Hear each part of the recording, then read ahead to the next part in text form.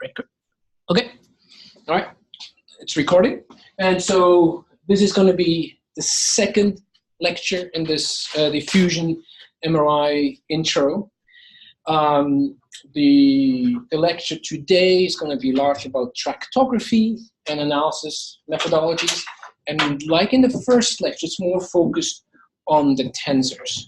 In the next lecture, that's where we're going to go for higher order models, etc. So any of the analysis techniques talked about today will be more tensor related. And I'm not going to talk, again, specifically about certain tools, except with some exceptions, but more about the methodologies behind the tools and what's good points and bad points, rather than, okay, here's how we use TBSS, or here's how we use our fiber analysis things. More like, what's the general background on this? The first thing is going to be about connectivity. And so again, this is about fiber tractography. And then the idea would be, can we, with Diffusion MRI, get a handle of how the brain is connected using those wide matter fiber tracts? Can we get an appropriate reconstruction of those wide matter fiber tracts? And I've mentioned that in the first installment, that to keep in mind, this is, we'll come back to that one and again, because people use it wrongly, is these are not true fibers. These are really extrapolation of local information. And so always take connectivity that you get out of this with a certain grain of salt. And even though it has been shown now in some studies, usually largely tracer studies in primates, that the large-scale tracts agree quite nicely, I have yet to see something that actually shows, for example, in the connectivity, that what we get back, structural connectivity, the relative weights of different connections that we measure are actually true. I have yet to see a validation study of that. Fiber tractography, there has been some validation studies, presence, absence of tracts. Okay, so that's kind of like the idea we're going to get at. And, all right, and I showed this before, it's kind of, so getting at how these fibers, how these cables connect different parts of the brain. Hey, Rachel. Sorry, guys. And so, so these, the idea would be to get at these larger white matter fiber tracts. So we're not going to go at really fine one, really tiny one. These are fiber bundles. You see we have different fiber bundles here. You can different types of color, corpus callosum, pontine tracts, fornix, etc. And one thing is for visualization, and the other thing is to use this for quantification. And also, when you see if these are tractography, what we're using to get to these tracts, so that comes from the words of tract, not tracking. So that's why it's at the CK here. So, so it's not about specifically the tracking, but it's more about reconstructing a specific tract.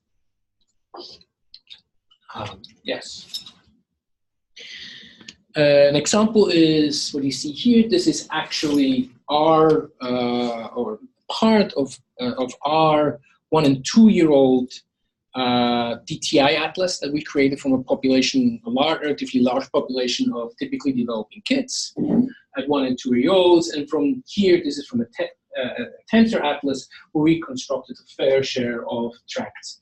And then you can use those tracts to do an analysis. Another idea, other than using them for analysis, is actually to look at the tracts of an individual and use those for surgical planning. I'm not going to talk about that here because that's something we don't use in the lab, but that's definitely one of the applications. And nowadays in cancer surgery, for example, our collaborators at Brigham and Women's Hospital that developed Slicer, that's what they use Slicer for in preoperative training. They get an MRI, they see how do the tracts run, and they use that information of the tracts in their surgical planning to know kind of like where the major tracts, the most important tracts are, and where can they be a little bit more aggressive in taking out a more broader tumor resection versus a more narrow tumor resection.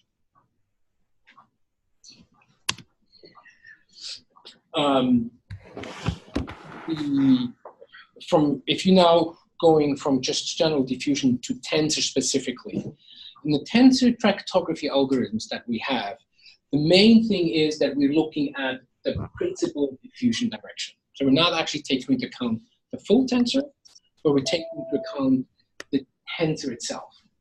And these paths, or these tracks that we get, they're basically streamlines of a vector field that are represented by these principal directions. I think Joe, can you turn off your microphone? Unless you have a question. Thank you.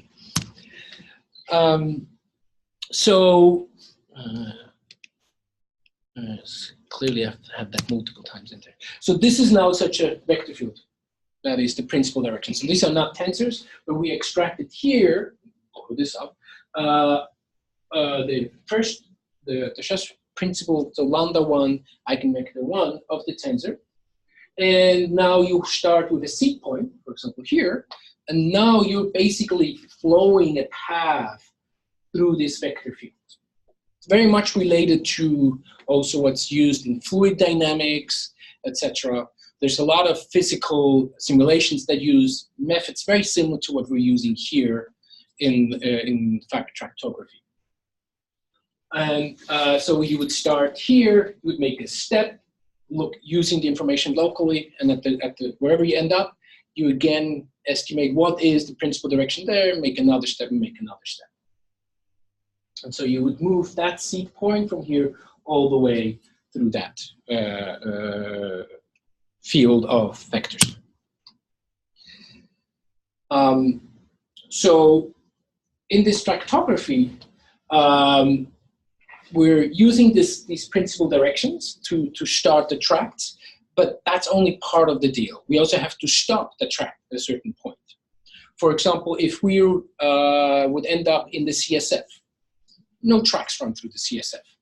You're still getting the principal direction. Here, we're not using the strength of the diffusion or even the anisotropy of the diffusion thus far. We're just following the principal direction. So we have to have a way to stop so that we don't get tracks through the CSF, or maybe even stop at gray matter areas where we're unsure about the directionality of the fiber. So there's these stopping criteria. There's multiple of them. One of them is the FA gets too long. So if we're becoming no longer in an area where we're in the white matter, then the FA should be low, such as in the CSF, and so we can say stop. The only problem with that one is we have areas where we may have 2 or even 3 fibers crossing. If we're choosing this threshold too high, we're stuck in the middle of the white matter. We may not want to do that. On the other hand, if we go to an area where we have 3 fiber crossings, we may not know how to continue on. So yeah, sometimes we do want to stop. So FA is the main thing that basically stops the tractography, chosen not too high, but also not too low. And depending on how you choose this, you can get very different sets of tracts. You can see from this already, now we have a set of choices that you can do, and depending on how you do this set of choices, you can end up with very different fiber bundles that you extract. Another one is whether the directions from one point to the next point are not consistent. So if I would start with my tractography and I'm ending up at a point, and now basically the local direction would tell me to make a 90-degree change in direction. That's not biologically very plausible. So that's when we stop too.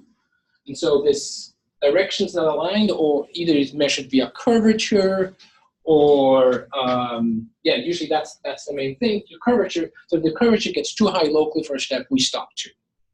And that's another way how we can try or prohibit when we have a crossing fiber and we suddenly, rather than tracking through would basically join the wrong fiber by continuing with the tractography. Another stopping criteria, these are the two stopping criteria here with the neighborhood coherence, meaning if the local neighborhood is very incoherent, we may stop as well. That depends, of course, on your resolution of the diffusion data to begin with, as well as you may manually or in some automatic fashion define regions of interests, where you say, okay, it has to tract, for example, in the white matter. If we take structural data, we can usually pretty much define where's the white matter. So we may have a high resolution scan, structural data, so we now know where the white matter is. We propagate that white matter mask to the diffusion data, and now we say, stay within this white matter. And as soon as you leave the white matter, stop. Or, no, that's an include region. There may also be exclude regions. So we may give it regions such as CSF regions, or we may give it cortical surfaces, again, all determined on the structural data, and propagate that to the diffusion data for stopping early. And whether you use the slicer tools or the FSL tools, these things, not this neighborhood coherence, but the first three things are pretty common ways to use for adjusting your tractography. Yeah. Are these both in deterministic tractography and probabilistic tractography? Yes. Yeah. So, for example, in probabilistic tractography, I'm going to talk more about that later. In FSL, these three things are actually the major things that I have to provide. And one of the nice things, though, is in probabilistic tractography, if you use seed and target regions, these things actually matter a little bit less. They're a little bit less sensitive to the choice of that. Because you specifically say, well, if you enter, let's say, the gray matter, because that's a termination region, you stop. So you don't have to worry about the FA and the gray matter. You only have to worry about FA going through, let's say, the CSF. And that's much more, how should I say, you don't have to worry about the sensitivity around. So what's implemented in Slicer, so there's no global priors that are necessarily, so if it propagates in one wrong direction, it can just go off on a tangent pretty easy, right? Yes. So the default tractography does not have a global prior, but using include region and exclude regions, you can, of course, provide hard priors in the sense of has to stay in the white matter. Right. Or let's say I'm specifically tracking the uncinate. So I know it has to touch both the prefrontal lobe as well as the temporal lobe, as well as it has to, not include region, is the area where it goes downwards. It can't be crossing all the way back to get to that thing, but it has to be an anterior way to connect down from the, and so all of these regions could be included. And there's certain tractography algorithms that take, that they're very much sophisticated in that sense that they take an atlas, propagate that atlas, and use those regions very much to inform the tractography. And all of these methods that are listed here basically are what we call forward propagating methods. So you start at a seed point and you propagate forward. And there's, of course, an issue with that for propagation. And that issue is that you accumulate errors. Because you start at one point, every step you do, because the underlying measurement of the tensor has an error associated with it. The underlying principal direction that we follow has an error. So at every step we make an error. The next step is going to be based on the previous error. So we accumulate more and more errors as we go along. So when we do this, basically going through this field of principal directions, you want to have a tractography method that reduces the error accumulation. What we're using here, most of the approaches use a Rangakuta based approach to go through that, and that's a decent approach. Still, what you're going to get is long fibers will have a larger error accumulations than short fibers.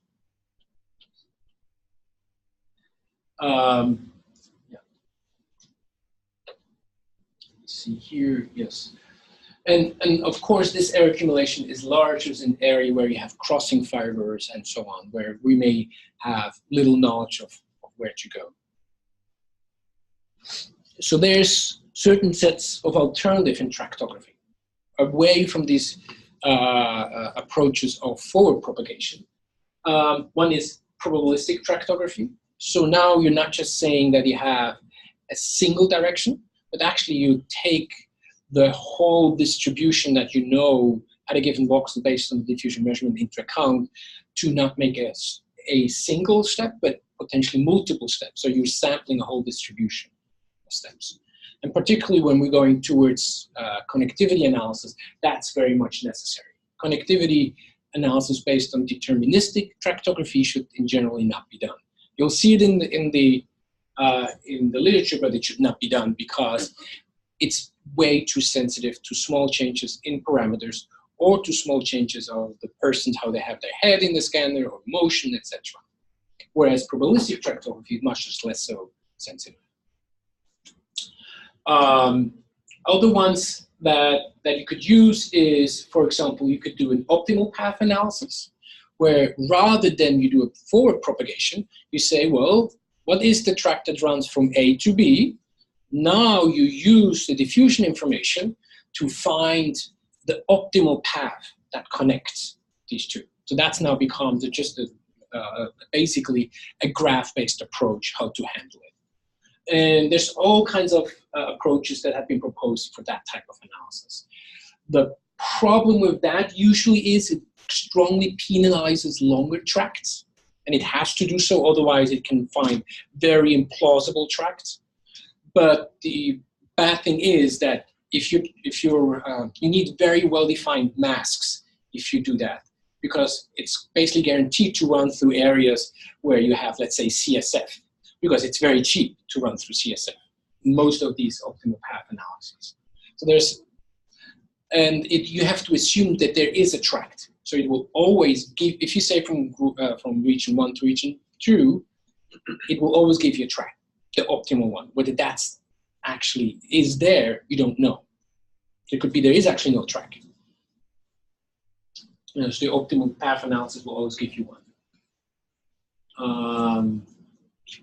Yeah, there's other ones as well that goes then from the single atlas to higher order representation for tractography. And if you go to higher order representation, the way to do the tractography on that end, of course, has to change. The one that we often use in the lab is the one in FSL, as well as 2-tensor tractography. That means at every step, we actually estimate 2 tensors. And this allows the tractography to go through areas where you have 2 fibrous tracts interconnecting very nicely. And yeah, even though today we're not going to talk about connectivity analysis, I want to make sure that I drive that point here. If you want to do connectivity analysis, you need something more than a tensor.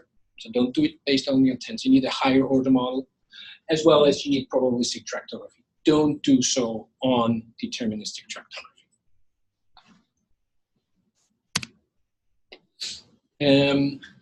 What you can see here, this is kind of like all kinds of different approaches that are grouped into different areas, from stochastic all the way to more geometry-based ones. Are stochastic, more deterministic. Geometry would be, for example, something that is based on forward propagation that uses the principal direction. There's some that are flow-based or diffusion-based. So that you see here, there's a whole set of things that have been proposed. Some of them are used in the field, some of them are not. Because this is kind of like a cool mathy field, a lot of math department, physics department have proposed tractography algorithms with varying success. I mean, yeah, sure, they're cool and they make cool visualizations, but they actually are not necessarily helping us in solving the problem. Because once you take these and apply them in a clinical study, you run into a lot of problems. So the one that still rules the field is the forward propagation, despite having problems with the error accumulation. Yeah.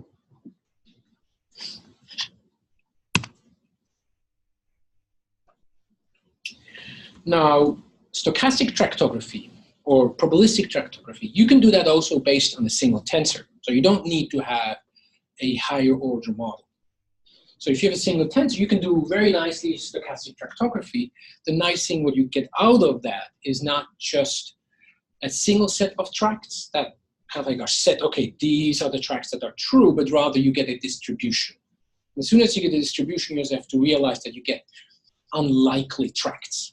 So you have to be able to clean up those tracts a bit more sophisticated. The nice thing is that even in a single tensor setting, this often allows you to track through connecting fiber crossing fiber situations. So it is encouraged to use, just you have to know how to interpret it.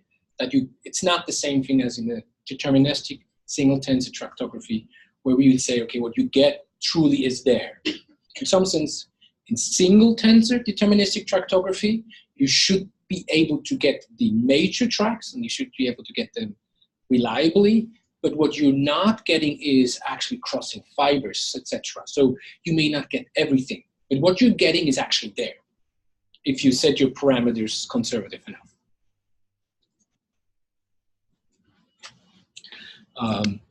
This is often what you get out of this is then something like this, which is a probability map of where things are connected. And I'm not going to go too much into this here, but when we get to the connectivity analysis, I'm going to talk more in detail how specifically FSL is doing it. But at the end of the day, they're all based on the same thing, meaning that at every step that I'm doing in the tractography, I sample from a whole probability distribution. So I don't have a deterministic way how to go it, but I can actually take multiple steps. Now, there's two ways to use that. Either at every step you do, you can then take multiple steps, so that it kind of like you branch out the more steps you do, or you just sample lots of different fiber tracks. The default is usually that you just start at the same place, and then you just can actually have different tracks that go on from this step.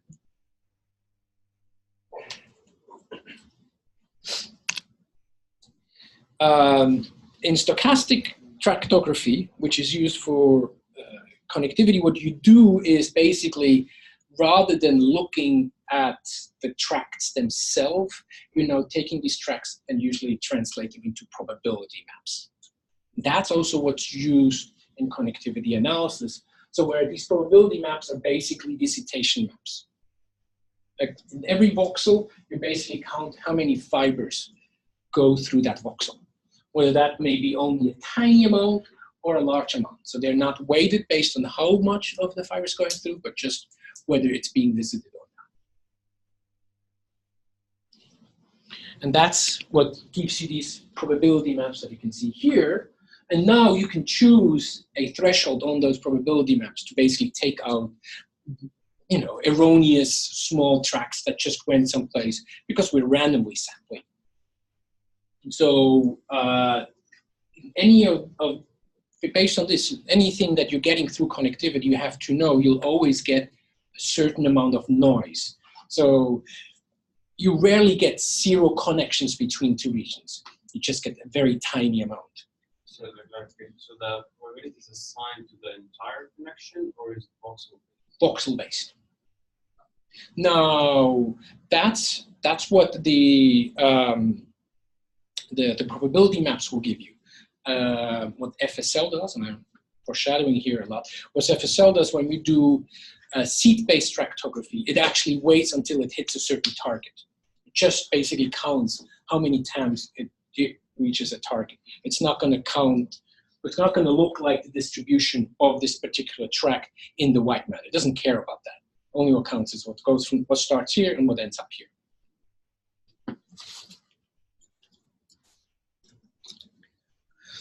Now, what you can do with this stochastic tractography is actually some really cool stuff. So this is a study in 2008, Nature Neuroscience, and studies like this you can do if you do now diffusion MRI, you can do it on larger samples, you can do it. In this case, this is a human chimpanzee macaque study. If you would want to do this with tracers, that would be extremely costly, extremely time-consuming, and you would have to focus on certain tracts. If you do this with Diffusion MRI, and these are post-mortem, you could just scan the heck out of that brain, you can reconstruct the tracts that you're interested in, and you can see whether you now find how tracts are represented across different species. And you can even go back and track more if you want. That's the nice thing. You're not destroying the sample using Diffusion MRI. So this, obviously, these were not post-mortem on the human setting. The human setting, these were in vivo, but in the chimpanzee and the macaque setting, in this particular example, these were post-mortem. And what they did the Diffusion MRI scan, and they used stochastic tractography to reconstruct the arcuate fasciculus. The arcuate fasciculus is a tract that's associated with language development. It's a very important tract in many of the studies we're doing. If you look at that across these, how should I say, across the different species, these are average maps. These are averaged across several subjects. I don't know, I don't remember how many subjects were used in each setting, but what you can see, the arcuate tract is rather large, but this is on the left or on the right side, to connect the prefrontal to the temporal lobe. If you go and look at that in the chimpanzee, you can still see an arcuate being present, but it's definitely significantly smaller. There's still this kind of like appendix that goes into the temporal lobe. And if you look at that in the macaque, it's all gone. So you still have like superior longitudinal fasciculus, you still have things that connect the front to the back along these areas here, but what you do not have something that goes into the temporal lobe, into the auditory areas and sensory areas over there. So this is just one very nice application, what you can do with stochastic tractography without having to look at quantification of, let's say, white matter information and so on, just to look at are certain things connected or not.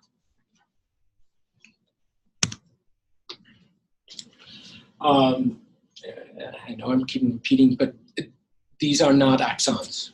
So we're not saying that there couldn't be any axons that connect these regions. What we can say is that from a large core scale perspective, we do not find anything that connects things over between them. We don't find particular tracts in the macaque setting.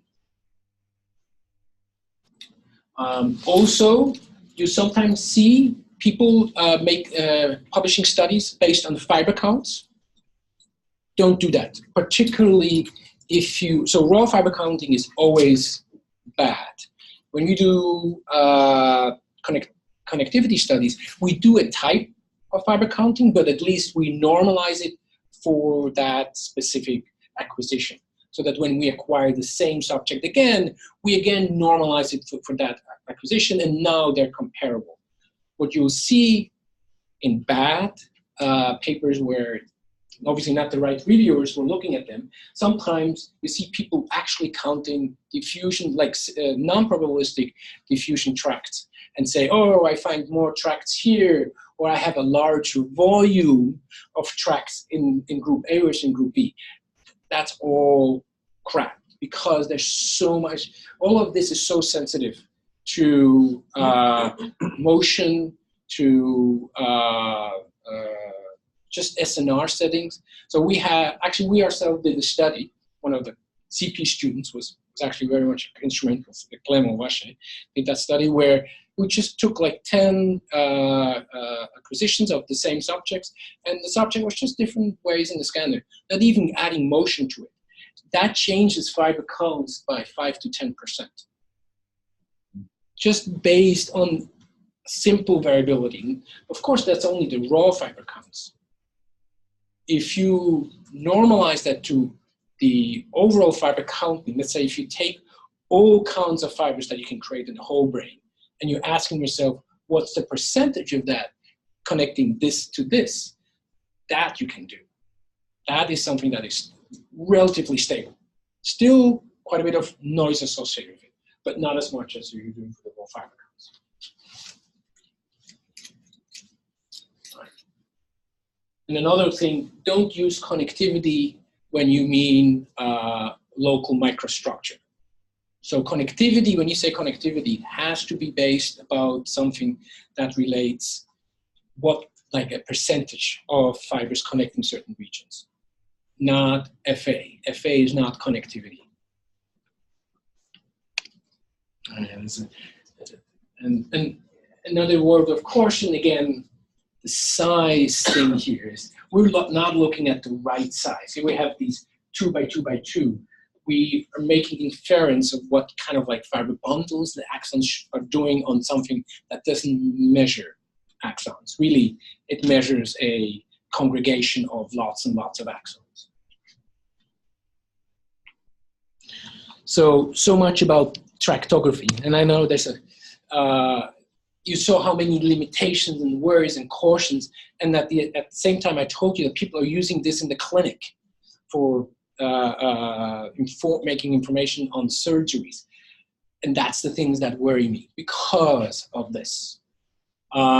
Still, what studies have shown, if you look at the major tracts, let's say the cerebrospinal tract, you can reliably extract them with most fiber tract algorithms, as long as you do not assume that the tract you're getting is exactly the tract that is there. But whether you want to know whether it runs to the left or to the right of your tensor, sure, you can get that out. But what the exact extent is of the fiber, that you shouldn't put too much value on. All right, so we have now talked about white matter in the first part about what is a tensor, what is FA and DRD, and so on, the properties of the white matter that we can extract to diffusion imaging, as well as I talked about tractography. So before we go into the higher order stuff, we're going to be talking about now what can we do with that information for an analysis. And in some sense, there's 3 types of analysis that we can do with that kind of things. So this is not connectome, but this is all about local tissue properties. And we categorize them into 3 parts. A just regional analysis, which is a rather a regional analysis that is based on a structural definition, or voxelized analysis. And this is also what TBSS does, so that's a skeleton-based analysis, falls under that category 2, as well as quantitative tractography. What I mean is not counting the tracts, but using the tracts to look at how to quantify what's happening along the tract. So this is a profile analysis. And I'm going to talk about all these 3 things.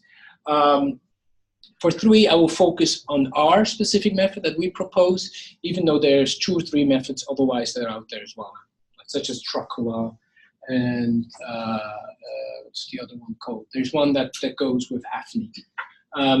Both I have some issues with, that's why I'm not going to talk about them, also because I think ours is really cool. And I'm going to relate each of these approaches relative to each other, what their strengths and what their weaknesses are.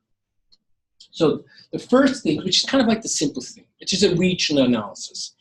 You would basically take your structural data, you have a subdivision of the information from your structural data, you propagate that to your diffusion data, and now you're computing mean values of FA, MD, RD, AD in those regions, as well as, and then you compute stuff like that, like a mean FA, let's say in the prefrontal, white matter, a mean FA in the frontal, and so on.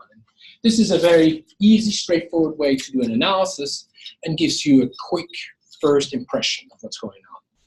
Of course, this is really just basically taking whole bunches of white matter. We are not looking at this from a tract perspective. This does not tell you how well does the uncinate do or how well does the chin do, but it tells you, well, the prefrontal lobe, how well does the white matter there and all the tracts that run through. The nice thing is you need to, the only thing you need for this is you need to weigh 2 coefficients to your structural data and the diffusion data.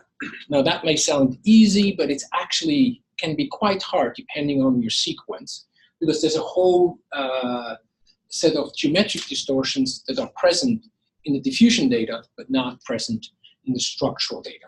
So we do a lot of things, and we're going to get to that in the details on the pre-processing quality control. We're doing stuff to undo that deformation, but still the remaining deformation, there's still a deformation in the data. So don't assume that there's no deformation in the data. So you have to have a deformable, but not highly deformable, registration of your structural data to the diffusion data. One way to do that reach analysis is with this propagation of structural data. Another way is, oh, let's not use the structural data, but let's use a prior atlas that tells us of where we can expect certain tracts. That's what this one here, that's something that's proposed by Susumu Mori's lab. And they have created these atlases, these regional atlases of white matter that are associated with certain tracts. Well, I'm not quite sure you can see that, but it still takes whole bunches of white matter. It doesn't separate, let's say, where the uncinate runs in the prefrontal lobe versus where the SLF runs into the prefrontal lobe. Both of them are going to be in the prefrontal lobe captured in the same region. So here you would have a diffusion atlas, and you would propagate that prior diffusion atlas to each subject diffusion image. So what you need here is a way to register the diffusion atlas to the subject image. Now you're not using the structural data, but you're using this prior that you're getting from the diffusion atlas. So you need, best here you have a DTI-based, so a tensor-based registration that takes this into an individual. This is, by the way, also what's used in, if you look at Enigma study, like these large studies that take lots of data sets from different sites and so on, bring them into these big things. What they bring them into is actually the opposite. Rather than doing this atlas into an individual, they bring the individual into the atlas and then average data here. The one added thing is that they will also compute a white matter skeleton and only look at that skeleton. So kind of like combining what TBSS does, but not looking at in a voxel-based way, which I'll talk about right away, but look at it from a viewpoint of regional. And the regions are defined by Susumu Mori's atlas. So there's a way how you can combine these things together. Still, what you get even with that analysis is basically mixing of apples and oranges. You're mixing any tracks together. So if you, and some of these tracks marinate earlier than other of the tracks. And so you're always going to get something of a mixed bag of things. Also, you're going to average together areas where you have crossing fibers, and thus low FA, for example, with areas where you have not crossing fibers, and thus high FA. So you're basically just mixing all of these together and computing an average of this. And so you assume that the voxels that experience, let's say, crossing fiber situations are comparable across subjects. Or at least that these situations of crossing fibers are not what you're, at the end, basing your differences upon that you find.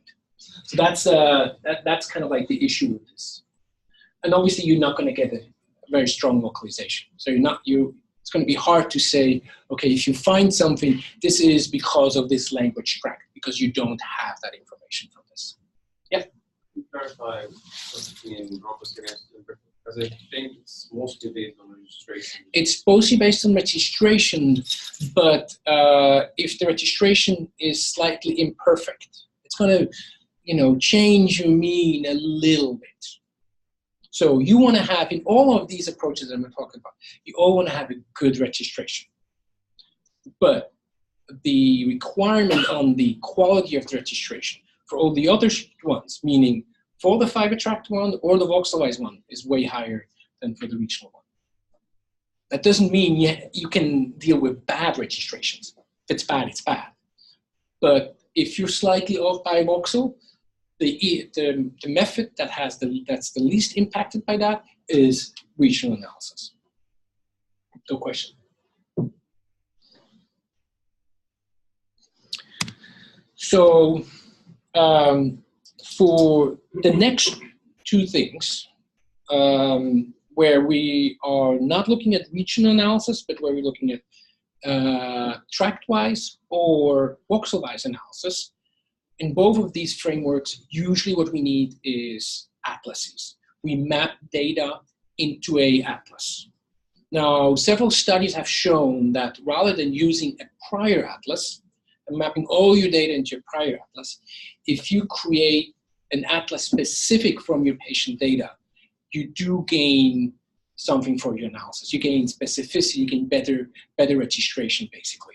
Because you don't have to worry, was the atlas acquired with a similar sequence, or the subjects comparable to what the subjects are in my study. So the best way to do it, if you want to use a prior atlas, such as the DiffusionMRI atlas, create first an atlas from your data. And that atlas is actually best representative of your data. And if you now have a prior atlas, bring that prior atlas into your study-specific atlas. If you want to do a tract-wise analysis or a voxel-wise analysis, bring your, do your analysis of that in that study-specific atlas. So I will talk right away about TBSS, this FSL framework of analyzing ways in a voxel-wise basis. The default in FSL is using its way to do these atlases, or even using prior atlases. And it has been shown very nicely in several papers that if you first actually create your own atlas from the data, and not just your own atlas, use a registration different from the one in FSL, you gain a lot. You gain significant sensitivity in any studies. And we as a lab, we have several atlases that we compute and we disseminate. So if you want to use a prior atlas, we have some. But if you, like I said, if you want to use those, first build the atlas for your study, and then use our atlases to propagate whatever information we have on them. So next is voxel-based analysis. Like I mentioned, you want to build an atlas for that. But that atlas building, because we're now going to look on a voxel by voxel basis, had better be very, very good. That's probably the one that needs the highest fidelity of your registration approach. So we want super quality on the registration. Now, super quality on highly noisy images is kind of hard to achieve. So usually, these type of methods suffer from big problems because of that requirement of perfect registration. So what you're going to have on a voxelized basis is a lot of variance, and you will find a lot of false positives from it, and particularly also because you're now testing everywhere. So you're going to have this high problem of multiple comparisons. You're testing too many voxels in some sense. So this is a good thing to do if you just want to do some hypothesis generation, kind of like know where potentially there may be problem.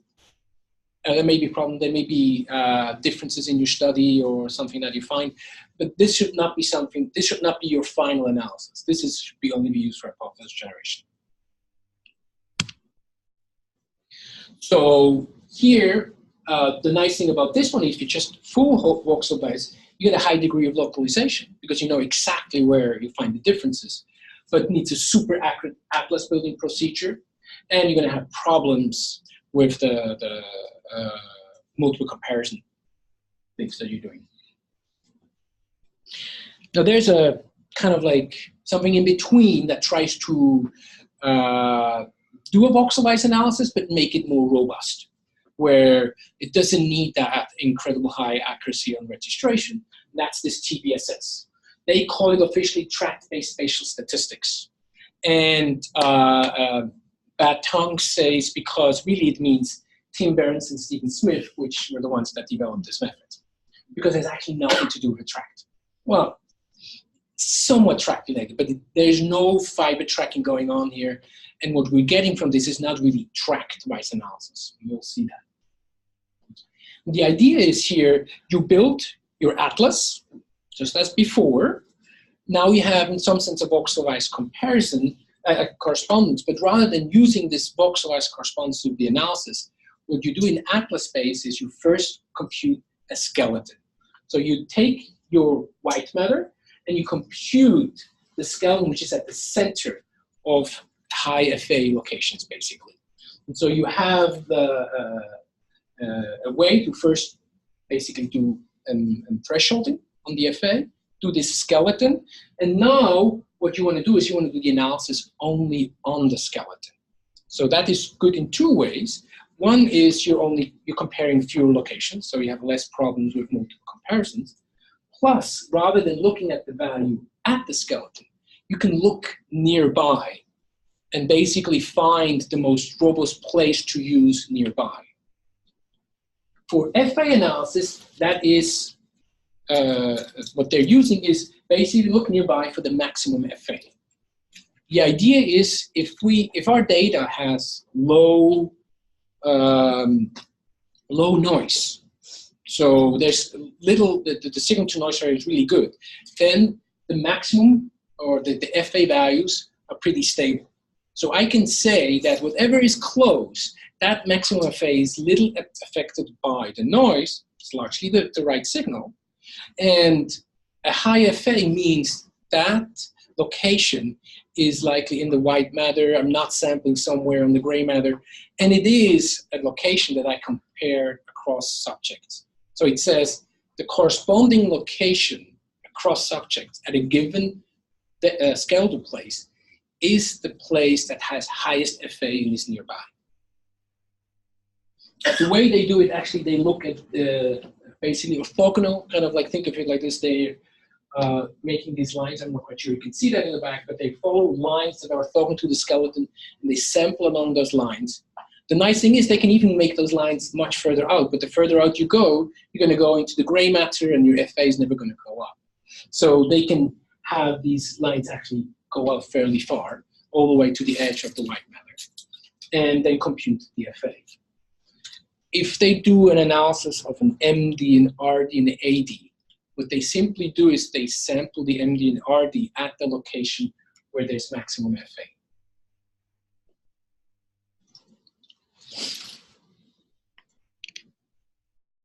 So what's the problem with that? I mean, it's the nice thing about this approach is it is quite insensitive to imperfect alignment.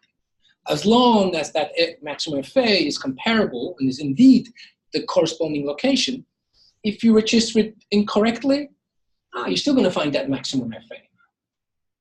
So it all boils down to whether a maximum FA location locally is actually a good place to say these 2 points are corresponding across subjects. So these multiple points are corresponding across subjects.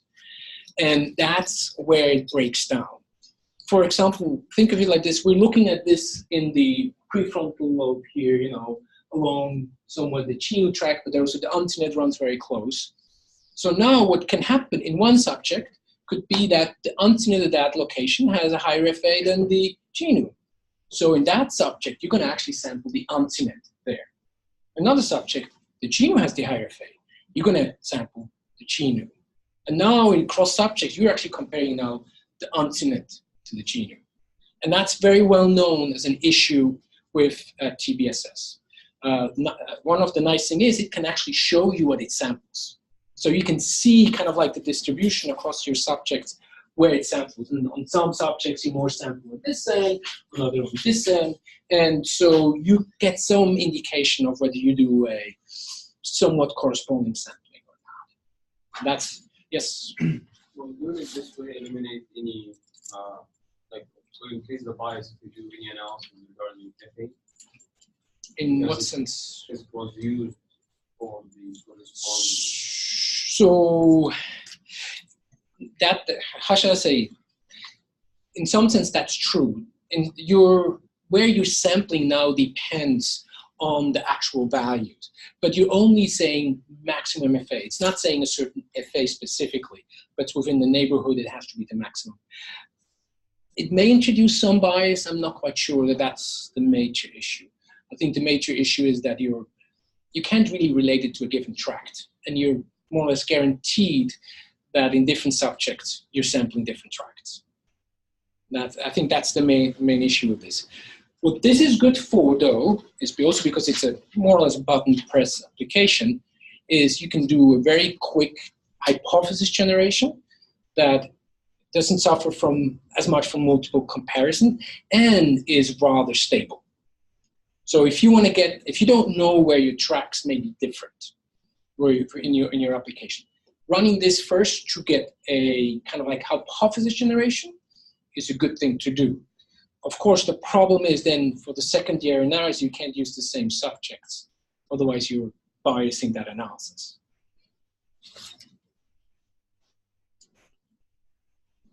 When I say here may mix, it should really say is guaranteed to mix values from different tracts. But yeah, so also we do TBSS in our studies. If we have no clue and we don't want to make a specific hypothesis, but we want to generate a hypothesis, that's when we apply TBSS. The last part would be something that's based on the fibers themselves. So we have to find a way to get basically a region that defines a given tract. Not other tracts, but only that tract. Now, how do we do that? And that is by doing tractography in atlas space. We create an atlas. Now we do a tract. We extract the tract. In this case, this is the uncinate in atlas space. And there, we, rather than saying, just the whole tract is going to be one single FA, we are parameterizing this tract so that we have one from start to end parameterization. And now we can use that to describe the tract along the tract. The great thing is, so this is now, for example, in this particular case, one subject's uncinate along the tract from, let's say, from this end to this end. And what you can see is that the FA changes a lot across the tract. I mean, you can see it with this coloring, where blue is low FA and red is high FA. That certain areas, like around here, you have crossing fibers, so FA dips. Other areas, you do not have crossing fibers. Your tract is basically only your fiber bundle, nicely aligned. Now you get high FA. So one thing you can do now is you can do this along the tract analysis that's not influenced by mixing areas that have crossing fibers with areas that don't have crossing fibers. Plus, we're also not assuming that the fiber is consistently the same way along the whole tract. For example, if we have multiple sclerosis application, we know the inflammation is very much local in a lesion. So you don't want to take a tract and then do the average FA along the whole tract, but you want to know where along the tract is the region. And this would allow you to do that. The main thing here is that you need to have a way to parameterize the fiber. And the way we do that here is we define a plane of origin, so to say, that cuts all your fibers, in this case here, and that's places our origin, our 0 point. And then we go along the tract. So arc length along the tract away from that intersection with the origin plane. And that parameterizes the whole tract away. And this is what's in our tools, and we're using this now to get a correspondence along the different fibers, so that a fiber point here corresponds to this fiber point, corresponds to this fiber point. So this, even if we have now 1,000 fibers that are all associated with one tract, we have a way to average them at different places along the tract. This is just an example of how we of tracts that we've defined in different atlas spaces. And now that you have these tracts in this atlas space, you can do this fiber parameterization. And now using that fiber parameterization, you can go and look up your FA values along the tract. The big downside of this, if you want to do this, is you actually have to do some tractography in the atlas space. Either you could use a prior atlas and somehow propagate that to your individual, and then you have that, sure. But what you actually see if you take, for example, our fiber tract atlases, and you would build your own atlas on your data, and you propagate our atlas to that atlas. What you often see is that, yeah, for some of the major tracks, they agree quite well. But for some of the minor tracks, there's quite a bit of difference. So what we suggest you do is, if you want to use our or any other prior fiber atlases, use them as a guiding principle to retrack on your atlases. That's what we do in most of our studies, unless the data that we add to a given fiber tract is from the same study already. And so you can do this manually. That's the most straightforward way, and that's what we've done for many years. And now in recent years, we're starting to introduce this automatic tractography. This is relatively new. This is also a tool that's still under development, where we have an automated way to do this tractography. What we say here is we would have a prior atlas with known tracts. We propagate that to your new atlas, or theoretically can also be any individual data set. And now we track on that data set, on that atlas, this thing automatically by propagating the tracts, using those as seeds. And then we have a deep learning based approach that classifies what you've tracked now as the correct tract or the not correct tract. So it basically makes an automatic tractography, and then it filters out that tractography into what's good and what's bad. And here we can see a manually cleaned data sets versus an automatically cleaned data sets. While the two things are different, they're very much capturing the same tract. One thing that you have to keep in mind is, like when we define, let's say, hippocampus and where does the hippocampus start and end, here this is a region of interest defining a tract. Whether you make it larger or smaller, it doesn't really matter much, as long as you do it the same way for all subjects, that it's comparable.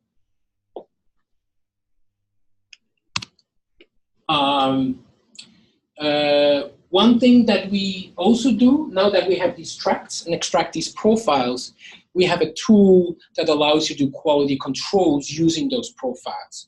Meaning whether those, basically, if the profile looks too weird, that's what this does, it rechecks the profile as probably a bad sample due to misregistration.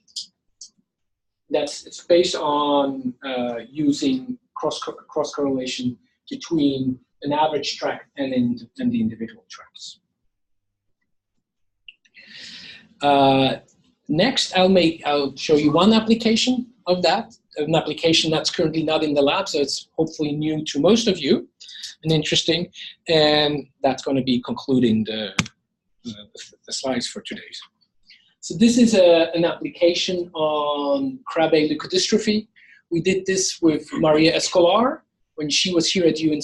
She's right now at the University of Pittsburgh, and is doing some very nice, and basically she took what we developed here and is using that in her clinic. So very much in a day-to-day approach. This is a rare little genetic disorder. It's a very, like as you see, a 1 in 80,000 births. It's one where it's a storage disease, so you're not making a certain enzyme, and that enzyme that's not being made is actually very much important in the metabolism of myelination. And so what happens is, through the myelination, there's certain byproducts. Those byproducts are not being broken down because you're missing that enzyme, and that byproduct is toxic to the white matter. So myelination, in some sense, creates its own poison. A very bad disease. If there's no treatment done, these kids usually die within 2 years of life. It's very severe. I mean, you see your fever, uncontrollable crying, seizure, vomiting. It's really harsh, all the way to the death at 2 years of age. Now, the reason why we're talking about this is because there is a treatment nowadays. Maria Escolar introduced that treatment back in 2005, 2004, and it's a stem cell-based treatment, where basically do first myeloablative chemotherapy, getting rid of all the stem cells, and then you're reseeding stem cells from umbilical cord donations. And you have to do that as soon as possible. So this is done few weeks of age. So kid is like 4 weeks of age. This type of very severe intervention is done. The nice thing about this is it basically stops the disease because now you're making the enzyme. It doesn't heal the disease. So whatever damage is done is done. And the tough thing is now survival becomes survival of therapy. And if you think about, a baby is quite fragile at a few weeks of age, and you're doing this stuff here. So you can see we have a relatively low survival rate. It means like between 80 to 90% survival rate. Now the idea here is what can we do with DTI to assess damage prior to treatment? Do we see which kid has already vast damages across the brain, or is certain tracts affected? And can we even use that information of the damage pre-treatment to say something about predictive what happens post-treatment? Meaning, if we treat this kid, will it ever be able to walk or not? Something like that. And that's what we applied our profile analysis to. This was a paper in, I need to think, was it in Neuroimage? An earlier paper was in JAMA, no, not JAMA, in New England Journal of Medicine.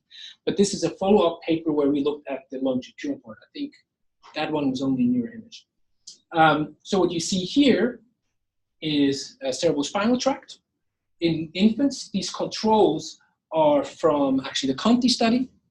It's an earlier atlas, so the very different tract from what we have currently in the atlas. This is a relatively older work. Where you can see these are, the red is the control tract, so the typically developing tract, plus or minus 1 standard deviation. Those are the dotted lines. And each of the blue lines is one Krabbe kid at a comparative age. And where you can see you have a huge variance around it. Well, two things you can see. A, at crossing fiber locations, they're all the same, because that's basically at the noise level. So this is noise. There's not that this area is not impacted. It's just with tensor-based analysis, you cannot measure something there. But at the internal capsule, you find lots of differences, all the way from like you maybe 2 standard deviation out to significantly more than a few standard deviation out. This tract is a motor tract, and so if you look at correlation with later outcome, what you can see is that the kids that have worse FA in this region are also the kids that do longitudinally worse down the road. So these kids that are down here will always be wheelchair bound. They'll never be able to walk. These kids here, yeah, they'll be able to walk, maybe even run. They'll never be athletes, but they have otherwise physically, motorically, a fairly decent life. Cognitively, most of them are doing appropriately. They have down the road, they have other issues because the damage of that was generally done to the body. So they can have heart issues and things like that. But cognitively, they stay pretty well. And some of these kids are now in their late teens and still surviving. Not all of them. But so Maria uses this now, when a new kid comes into in for evaluation, for treatment, she applies this. It gives her a data point. She's not allowed to use this because that's not an FDA-approved device. But still, from a research perspective, she always does this, and she takes that information also into account when she gives information to the parents, particularly if they have the lower end, to also dampen their expectations. By the way this was done here was done on kids that were siblings that had already an earlier sibling that had Krabbe. Because it's a genetic disorder, it's actually 1 in 4 chance that if you have a kid, that your next kid will also have the same disease. So that's how we were able to get these infants, because the infants were tested right at birth. Another thing is New York actually has, New York State has newborn screening for this disease. So that's where she gets most of her kids in these days. So this was just one application. But in general, we are big proponents of this fiber tract-based analysis.